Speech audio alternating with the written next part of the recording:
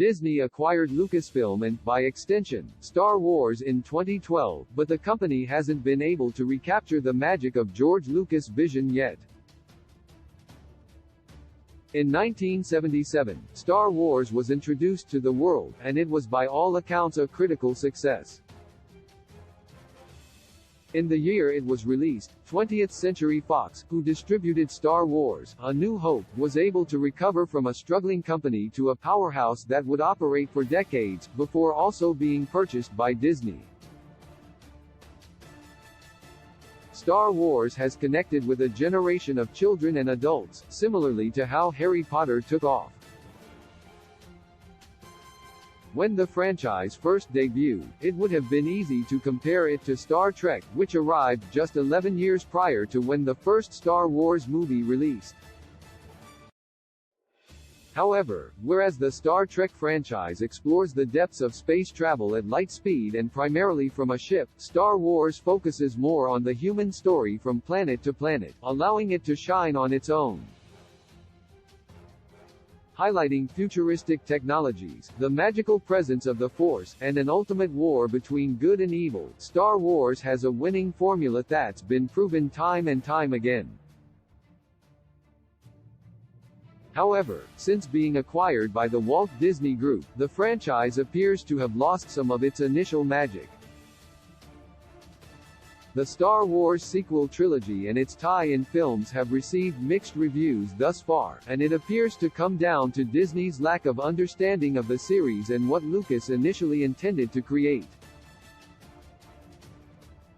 Today, technology exists to make these films stunningly beautiful, ideas of what is futuristic have shifted forward, and space isn't exactly the same mystery it was 50 years ago, but the problem is bigger than that. Disney is relying too heavily on nostalgia to sell tickets, and it's clear that Star Wars isn't the only franchise suffering because of this.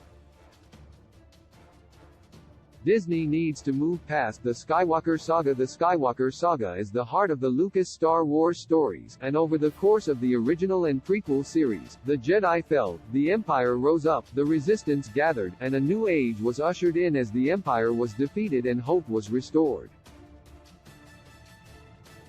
The sequel follows this same structure, minus the Jedi falling, as the Jedi have yet to get back up.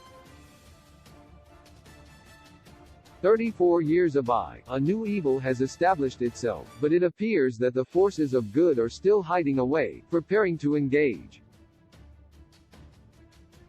Along with rehashing the old template that was used to create 6 iconic films, the sequel trilogy utilized Luke, Mark Hamill, Leia, Carrie Fisher, and Han Solo, Harrison Ford, to anchor the story. Instead of following the 3 new heroes established in Star Wars: The Force Awakens, the later films seem to push the others aside in favor of connecting Rey, Daisy Ridley, to Palpatine and Kylo Ren aka Ben Solo, Adam Driver, firmly establishing the Star Wars royal family that has existed since day one. As has been proven with The Mandalorian, there is so much more to explore in this universe without having to unearth every inch of the Skywalker family tree. Going forward, Disney would do well to embrace more of the mystery and authenticity that made Lucas films a success. Key release dates: Rogue Squadron release date, the 22nd of December 2023. With a gentle touch, you tell me what all love I have to say.